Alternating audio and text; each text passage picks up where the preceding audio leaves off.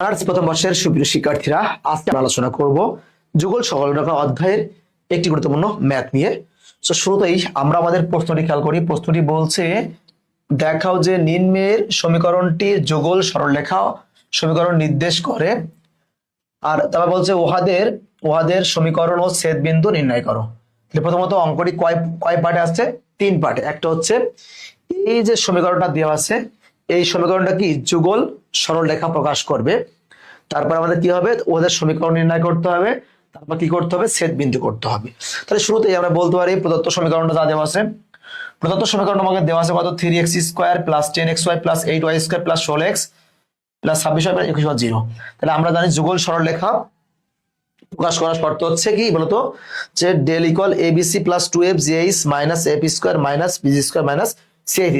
তাহলে এইগুলার মান লাগবে, আর মান লাগতে হলে এই সমীকরণটাকে আমাদের কি একটি সাধারণ দ্বিঘাত সমীকরণকে এর সাথে কি আমাদের কম্পেয়ার করতে হবে।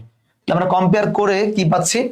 a মানে হচ্ছে 3, h মানে 5, b মানে কত? b মানে হচ্ছে 8, আর g মানে 8, আর f মানে 13, আর c মানে 21। এই যে মানগুলো আমরা পাইছি। তাহলে এখন দেখো, তাহলে বলতে পারি এখন আমরা জানি ডেল মানে এত, সবগুলো মান বসিয়ে দিয়ে ফাইনাল ফলাফলটা আমরা কি পাইছি? 0 পাইছি। তাহলে আমরা জানি যদি আমরা ফাইনাল ফলাফলটা 0 পাই, কার মান? ডেলের মান। ডেলের মান 0 হলে আমরা কি বলতে পারি? প্রদত্ত সমীকরণটি একজোড়া সরলরেখা প্রকাশ করে, বা কি যুগল সরলরেখা প্রকাশ করে। তাহলে সব ম্যাথ গুলাই যুগল সরলরেখা প্রকাশ করে শর্ত বললে আমরা কিন্তু এইভাবে ম্যাথটা করব। তাহলে প্রথম পার্ট শেষ। দ্বিতীয় পার্ট বলেছে উহাদের সমীকরণ কার? এই সমীকরণটি একটি সমীকরণ বের করতে হবে, একটু ঝামেলা আছে।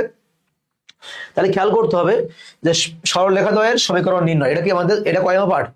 এটা হচ্ছে আমাদের 2 নম্বর অংশ। এটা কয় নম্বর অংশ? আমাদের 2 নম্বর অংশ। তাহলে খেয়াল করতে হবে, প্রদত্ত সমীকরণকে লেখা যায় 3x² প্লাস 2x এত plus 8y² plus 26y plus 21 কেন লিখলাম? আমরা জানি কি বহুপদী দ্বিঘাত সমীকরণ আছে না, কি জানি বলতো? আমরা সবাই জানি, দেখো ax² প্লাস দেখো bx প্লাস c, এই বহুপদী দ্বিঘাত সমীকরণকে যদি উৎপাদক করা না যায়, তাহলে সেই ক্ষেত্রে কোন একটা সমীকরণকে উৎপাদক করা না গেলে সেখানে দ্বিঘাত বহুপদী সমীকরণের সূত্র অ্যাপ্লাই করতে হয়। অর্থাৎ এখানে আমাদের কি, আমরা জানি সূত্র কি, x মানে কি বলতো? মাইনাস বি প্লাস মাইনাস কি রুট ওভার কত? b² মাইনাস 4ac বাই কত আমাদের 2a। তাহলে আমরা খেয়াল করতে হবে, ওই সমীকরণটাকে যেহেতু আমাদের উৎপাদক করা যাচ্ছে না, তাহলে দ্বিঘাত সমীকরণ বানিয়ে কিন্তু আমরা সমাধানটা করব। তাহলে দেখো তো, এই যে এটা কি ax² প্লাস কি b, এটা কি না, এটা কি bx প্লাস এটা কি c। তাহলে আমরা সূত্রের মানটা বসাই। তাহলে আমাদের এখানে b মানে কোনটা? b মানে কিন্তু খেয়াল করতে হবে, এই যে bx, তাহলে x যদি এটা হয় তাহলে b মানে কোনটা? 2 5y প্লাস 8, তাহলে কি minus 2 5y plus 8 plus minus কি রুট ওভার b², তাহলে b মানে কত? এটা স্কোয়ার মানে কি 4 ইন্টু 5y প্লাস 8² মাইনাস কত? 4ac।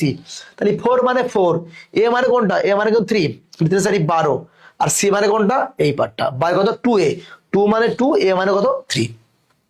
এটা ক্যালকুলেশন করি আমরা। ক্যালকুলেশন কিন্তু আমারই কঠিন না, দেখতে পাচ্ছি আমরা ক্যালকুলেশনটা করতে পারি। দেখো এই 2 সাথে এই 2টা কেটে যাচ্ছে, আবার এই 4টা বাইরে আনলে কি হয়ে যায়? বাইরে আনলে হয় শুধু 2, তাহলে এই 2 কিন্তু আমাদের কেটে যাচ্ছে। তাহলে কত হচ্ছে? 5y plus 8 plus minus root over 5y plus 8 তার হোল স্কোয়ার মাইনাস, এখানে কত ছিল? এখানে ছিল 12, মানে কি 3 ইন্টু 4, তাহলে 4টা বাইরে আনলে 2 হয়ে যায়, 2 কাটছে মানে 3 থাকবে। 3 into 8y² plus 26y plus 21 by 3।